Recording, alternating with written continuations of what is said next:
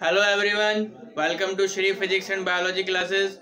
I am Abhishek Sharma, Faculty of Physics, ready with the next lecture of our 12th lecture series.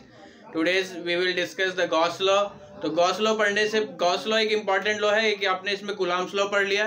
अब हम Gauss law को पढ़ेंगे. तो Gauss law पढ़ने से पहले कुछ terms को पढ़ना जरूरी है, जैसे कि एरिया वेक्टर. क्या आपने कभी सोचा है कि एरिया वेक्टर होता है?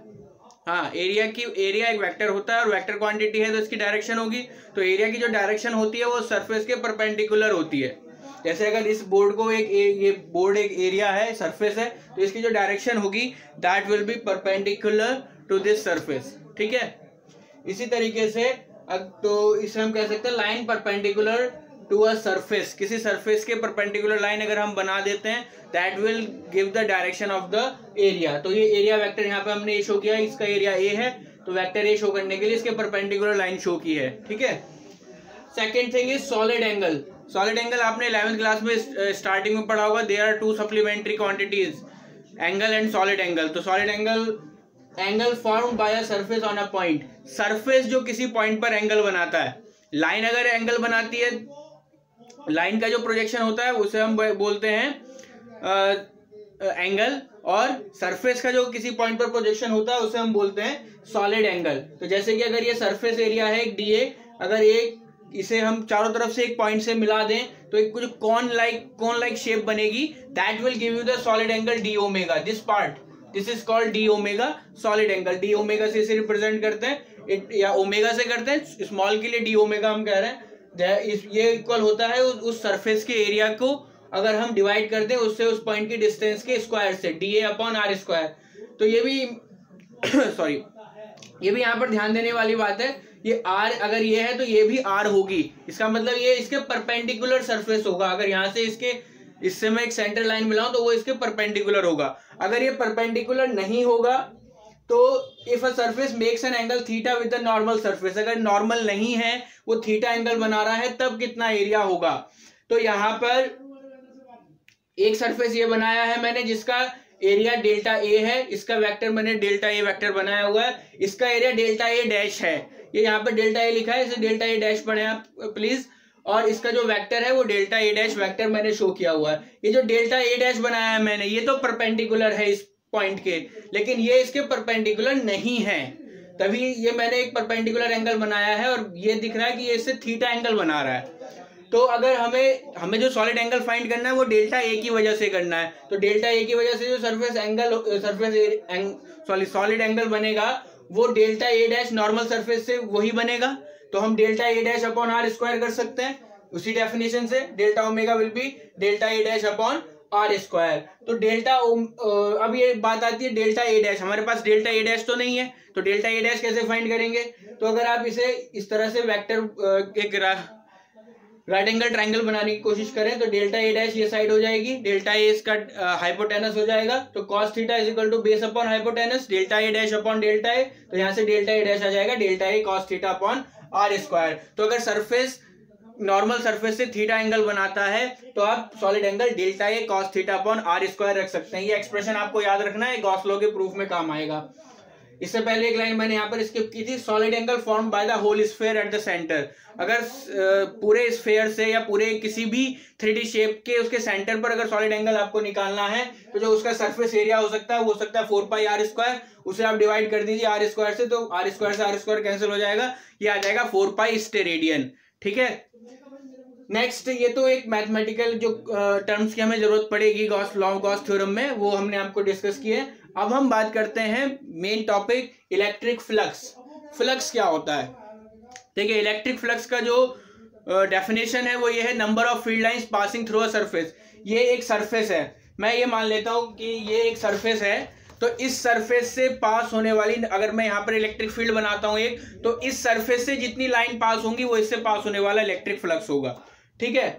अब ये सरफेस किसी भी एंगल पर रखा हो सकता है, वो अभी मैं डिस्कस करूंगा. Number of field lines passing through the surface. Mathematically जो इसे फाइंड करा जाता है, इसकी वैल्यू कैसे फाइंड करी जाती है, वो होता है E dot A, dot product of, अगर डेफिनेशन आती है तो आप इसी तरह से लिखेंगे, dot product of electric field and area vector. E dot A ये हो जाएगा ई ए कॉस थीटा. तो यहीं से इसकी यूनिट भी आप निकाल सकते हैं. ई की यूनिट ई की यूनिट होती है न्यूटन पर कूलाम और एरिया की मीटर स्क्वायर, तो इसकी यूनिट आ जाएगी न्यूटन मीटर स्क्वायर पर कूलाम। इसे अगर हम वोल्ट में कन्वर्ट करते हैं तो वोल्ट मीटर इसकी यूनिट आती है। ये एक स्केलर क्वांटिटी है, ये आपको पता ही है। Number of field lines, number का मतलब क्या हुआ, केवल नंबर है, उसमें कोई डायरेक्शन की बात नहीं है। फील्ड लाइंस ऐसे भी पास हो सकती हैं, ऐसे भी पास हो सकती हैं, तो नंबर तो चेंज नहीं होगा उससे। तो ये एक स्केलर क्वांटिटी है। वैसे भी दो वेक्टर क्वांटिटीज की डॉट प्रोडक्ट एक स्केलर क्वांटिटी देती है। तो ई भी वेक्टर है, ए भी वेक्टर है और डॉट प्रोडक्ट हो रहा है, तो फाई क्या होगा, स्केलर क्वांटिटी होगा। ठीक है, नेक्स्ट हम बात करते हैं इसी में कि अगर थीटा 0 है, थीटा 0 का मतलब क्या है, सरफेस 0 का मतलब क्या होता है, 0 हम सुनते ही बोलेंगे कि सरफेस पैरेलल रखा होगा फील्ड के, नहीं, इसे आप इस तरह से समझिए, इलेक्ट्रिक फील्ड लाइंस यहां से पास हो रही हैं, 3D में इसे इमेजिन करिए।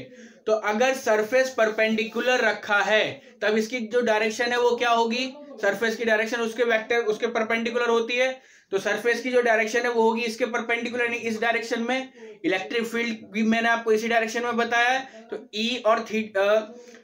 ई और ए के बीच में कितना एंगल बना, 0। तो अगर 0 एंगल बन रहा है इसका मतलब सरफेस इलेक्ट्रिक फील्ड इस तरह से पास हो रहा है, लेफ्ट टू राइट। तो इलेक्ट्रिक फील्ड के परपेंडिकुलर अगर सरफेस रखा है तब थीटा 0 होगा।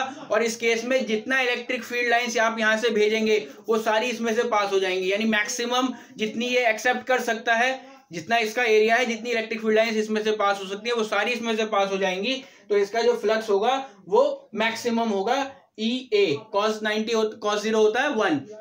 अब अगर बात करें, इसे आप किसी एंगल पर घुमा दीजिए, अगर आपने इसे इस तरह से घुमा दिया तो इलेक्ट्रिक फील्ड तो जैसे जा रहा था वो जा रहा था। तो अब अगर आप इसका प्रोजेक्शन आप इमेजिन करें तो पहले ये इतना एरिया कवर कर रहा था, इतने डिस्टेंस, अब ये कम डिस्टेंस कवर करेगा, तो इसमें से फील्ड लाइंस कम पास होंगी। तो जैसे जैसे इसे रोटेट करते हैं, यानी 90 से अलग रखते हैं, तो इसमें से इलेक्ट्रिक फ्लक्स कम होता जाता है। और अगर एक केस ऐसा आ जाए कि हम इसे इस तरह से रख दें, इलेक्ट्रिक फील्ड लाइंस ये जा रही हैं और इसे आपने इलेक्ट्रिक फील्ड लाइंस के पैरेलल रख दिया, तब क्या होगा, फील्ड लाइंस तो ऐसे जा रही थी, इस सरफेस में से कौन सी फील्ड लाइन जाएगी, कोई भी नहीं जाएगी, तो फ्लक्स 0 हो जाएगा। एंगल से बताएं तो इसकी जो डायरेक्शन है वो इधर होगी, परपेंडिकुलर, ई के परपेंडिकुलर, यानी 90 डिग्री पर। तो अगर थीटा 90 हो जाए तो cos 90 0, इलेक्ट्रिक फ्लक्स 0 हो जाएगा। ठीक है, तो ये इलेक्ट्रिक फ्लक्स की बात होती है। अब हम बात करते हैं, जो मैंने स्टार्ट किया था कि आज हम क्या पढ़ने वाले हैं, गॉस थ्योरम या गॉस लॉ। तो गॉस लॉ का स्टेटमेंट यही है कि total electric flux passing through a close surface is equal to the total net charge enclosed by the surface divided by epsilon naught. किसी भी सरफेस से, कोई भी शेप का सरफेस हो, स्फेरिकल हो सकता है, क्यूबॉइडिकल हो सकता है, क्यूबिकल हो सकता है, इवन इररेगुलर शेप का भी हो सकता है, किसी भी शेप का सरफेस हो, उस सरफेस से जितना चार्ज एनक्लोज हो रहा है, अगर आप उसे एप्सिलॉन नॉट आप पढ़ चुके हैं, electrical permittivity of the free space और एयर, अगर आप उससे डिवाइड कर देते हैं तो उस सरफेस से पास होने वाली इलेक्ट्रिक फील्ड लाइंस का नंबर आपको पता चल जाएगा, यानी कि इलेक्ट्रिक फ्लक्स आपको पता चल जाएगा, वो होगा Q अपॉन एप्सिलॉन नॉट। अब ये कहां से आता है, इसका प्रूफ कैसे है, वो हम अभी देखते हैं। हाँ तो स्टूडेंट्स, हम देखते हैं गॉस लॉ का प्रूफ। हमने यहाँ पर एक प्लस क्यू चार्ज लिया, इससे r डिस्टेंस पर एक स्मॉल एरिया का सरफेस dA माना। ये मैंने एक टोटल A एरिया का एक सरफेस माना है, मैंने इसे इरेगुलर शेप में लिया है। ठीक है, कुछ बुक्स में हो सकता है स्फेरिकल शेप में दिखा रखा हो, कोई भी सरफेस का ले सकते हैं, क्योंकि गॉस लॉ के एप्लीकेशन में ये लिखा है, गॉस लॉ के स्टेटमेंट में लिखा है, it is applicable for any surface, किसी भी सरफेस के लिए एप्लीकेबल है। तो हमने यहाँ एक डीए सरफेस माना, जिसकी वेक्टर की डायरेक्शन मैंने डीए वेक्टर शो किया हुआ है। यहाँ हमने इसके सेंटर पर एक चार्ज ओ रख दिया, ओ पॉइंट पर प्लस क्यू चार्ज रख दिया, तो इससे जो फील्ड की डायरेक्शन होगी वो इस सरफेस के परपेंडिकुलर होगी, तो वो ई डायरेक्शन यहाँ पर बनाई हुई है, और ई और डीए के बीच में एंगल हमने लिया है थीटा। ठीक है, तो इस स्मॉल एरिया का सरफेस हमने ये माना है जो डीए, इससे पास होने वाला फ्लक्स अगर हम निकालें तो flux through d A will be d phi is equal to E dot d A, small area के लिए डीए लिखा है, ई डीए कॉस थीटा, और डीए ई कितना होगा, अब ई आप बता सकते हैं, ई क्या होगा, प्लस क्यू की वजह से आर डिस्टेंस पर इलेक्ट्रिक फील्ड, तो वो होता है 1/4 epsilon naught Q upon are square. तो ये डीए कॉस थीटा, अब यहाँ पर जरा ध्यान से देखिए क्या है, d A cos theta upon are square. अभी मैंने आपको बताया था कि solid angle formed by a plane which is not normal to the surface, उसे ध्यान रखना, तो वो यही था dA cos theta upon r square की जगह हम लिख सकते हैं d omega solid angle formed by this surface on the charge या on the this point O। तो ये आ जाएगा Q upon 4 pi epsilon naught d omega. तो लैंग्वेज में आपको बस ये लिखना होगा जो मैंने आपको वर्बली बताया है। ये हो जाएगा d phi equal to Q upon 4 pi epsilon naught d omega.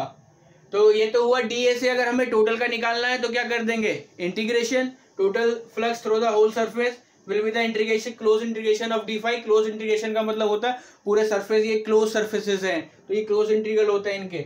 ये हो जाएगा Q upon 4 pi epsilon d omega. ये सब ये तो कांस्टेंट है, बाहर आ जाएगा, इंटीग्रेशन होगा d ओमेगा का। और d ओमेगा का इंटीग्रेशन कितना होगा, solid angle formed by the whole sphere या होल सरफेस, तो वो कितना होता है मैक्सिमम सॉलिड एंगल 4 पाई। तो 4 पाई से 4 पाई कैंसिल हो जाएगा, ये आ जाएगा Q अपॉन एप्सिलॉन नॉट। यही तो गॉस थ्योरम का स्टेटमेंट है। तो इस पूरे सरफेस से देखें तो इससे एनक्लोज चार्ज तो केवल प्लस Q है, उसे एप्सिलॉन नॉट ने डिवाइड कर दिया, आपको फ्लक्स मिल गया। ठीक है, तो this is the proof of Gauss law. अब इससे कुछ रिलेटेड एक दो टर्म्स पढ़ लेते हैं। फील्ड लाइंस अगर आउटवर्ड है यानी इस सरफेस से बाहर की तरफ फील्ड लाइंस निकल रही हैं तो इसे बोलेंगे पॉजिटिव फ्लक्स, और यही फील्ड लाइंस अगर अंदर जा रही हैं तो इसे बोलेंगे नेगेटिव फ्लक्स। नेचुरल सी बात है, अगर फील्ड लाइंस बाहर निकल रही हैं तो वो पॉजिटिव चार्ज की वजह से हैं, और अगर अंदर जा रही हैं तो नेगेटिव चार्ज की वजह से। दिस इज एप्लीकेबल मीन्स कौन applicable, Gauss law. Gauss law is applicable for any close surface, किसी भी तरह के, किसी भी शेप का, और फॉर एनी चार्ज, किसी भी तरह के चार्ज के लिए, इवन रेस्ट में है या मूविंग में है, मोशन में है, रैपिडली मूव कर रहा है, उस सब तरह के चार्ज के लिए एप्लीकेबल है Gauss theorem. If surface does not enclose any charge, अगर इसमें कोई चार्ज ना हो तो कोई फील्ड लाइंस नहीं होंगी, जैसा कि किसमें होता है, सॉलिड स्फीयर के अंदर, कंडक्टिंग सॉलिड स्फीयर के अंदर, कंडक्टर के अंदर कोई चार्ज ही नहीं होता है तो वहां इलेक्ट्रिक फ्लक्स नहीं होता है, इलेक्ट्रिक फील्ड लाइंस नहीं होती हैं। अगर डिस्क्रीट डिस्ट्रीब्यूशन हो चार्ज का, यानी कि एक चार्ज ना हो, मान लिया ये Q जो है, अगर ये यहाँ पर बहुत सारे चार्जेस होते हैं Q1 Q2 Q3, तो उन सबका आप सम कर दीजिए, आपको एडिटिविटी ऑफ चार्ज आपने पढ़ाई है, तो वो फाई जो हो जाएगा वो summation Q upon epsilon not हो जाएगा, जहां पर समेशन Q क्या है, Q1 प्लस Q2 और अप टू Qn जितने भी चार्जेस आपने लिए हैं। तो ये एक बहुत इंपॉर्टेंट टॉपिक है गॉस लॉ, इसका हमने आज डेरिवेशन किया, गॉस लॉ को पढ़ा। नेक्स्ट वीडियो में हम इसकी एप्लीकेशंस करेंगे और ये चैप्टर यहाँ पर थ्योरेटिकली कंप्लीट हो जाएगा। आप इसके न्यूमेरिकल साथ के साथ करते रहिए। जहाँ भी आपको जो भी डाउट्स आते हैं आप मेरे से कमेंट सेक्शन में, या ये मेरा व्हाट्सएप नंबर है, आप इस पर मेरे से कॉन्टेक्ट कर सकते हैं। और thank you for all the subscriber जिन्होंने हमारे चैनल को सब्सक्राइब किया है, और हमारी वीडियोस को लाइक करते रहिए, शेयर करते रहिए, ज़्यादा से ज़्यादा अपने फ्रेंड्स के साथ शेयर करिए। Thank you very much.